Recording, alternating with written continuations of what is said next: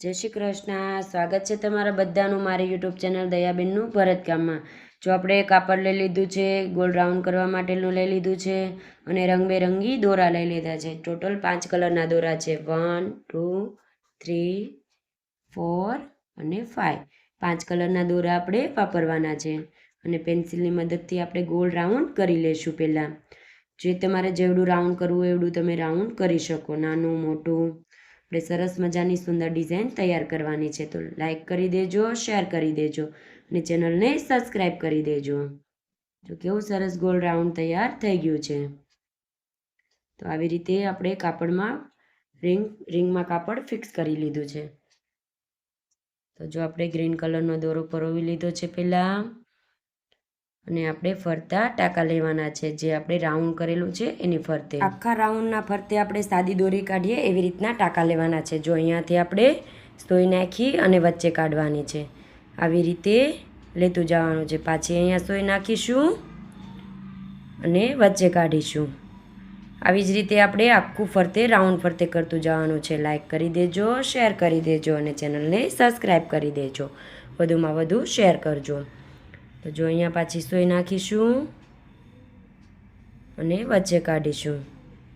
દોરો ખેંચી લેશું હળવેકથી. જો કેવી સરસ ડિઝાઇન પડે છે. આખા રાઉન્ડ ફરતે આવી રીતના ડિઝાઇન કરવાની છે.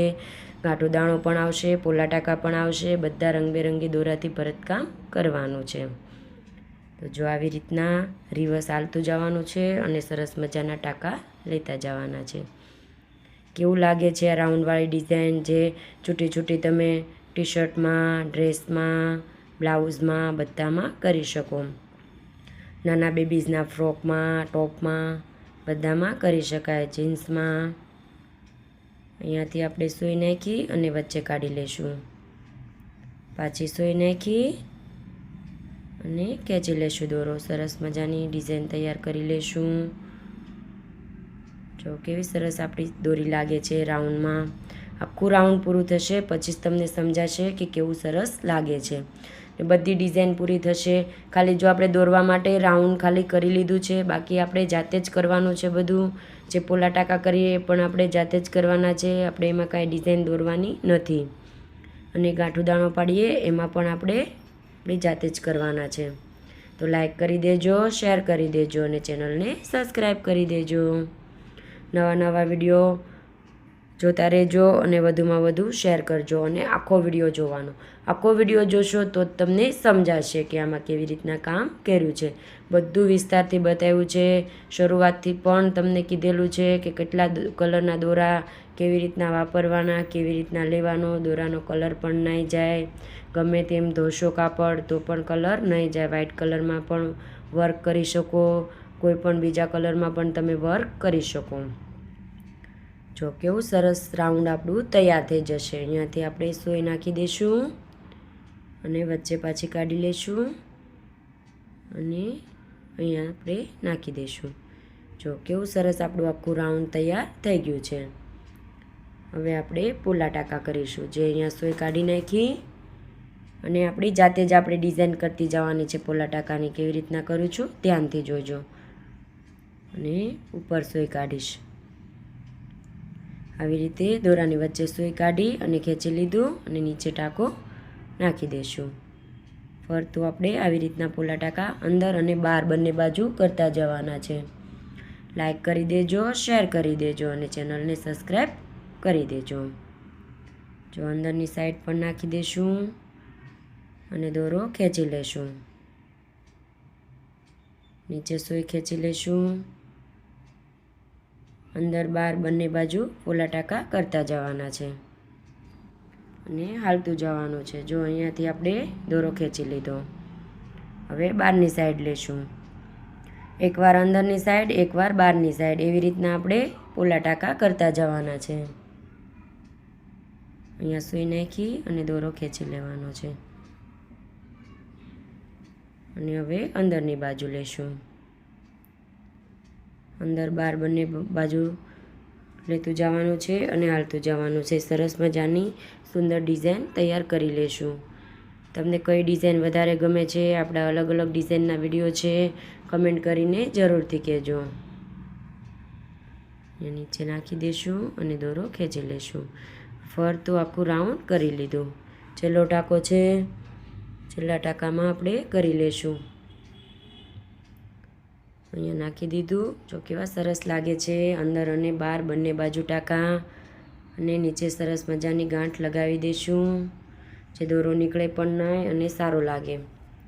લાઈક કરી દેજો, શેર કરી દેજો અને ચેનલને સબસ્ક્રાઈબ કરવાનું નહીં ભૂલતા. હવે આપણે મોતી દાણો પાડીશું, જે આપણે પિંક કલરનો દોરો પડાવી લીધો, આછો બેબી પિંક. અને નીચે દોરો ખેંચી લઈશું. ડબલ દોરો કરેલો છે, 6 12 ત્રાગડાની ગાંઠ લગાવી દીધી અને મોતી દાણો પાડવાના છે. અહીંયા પાડીશું. એક એક આંટીનો જ કરવાનો છે, તો પણ સુંદર દેખાશે.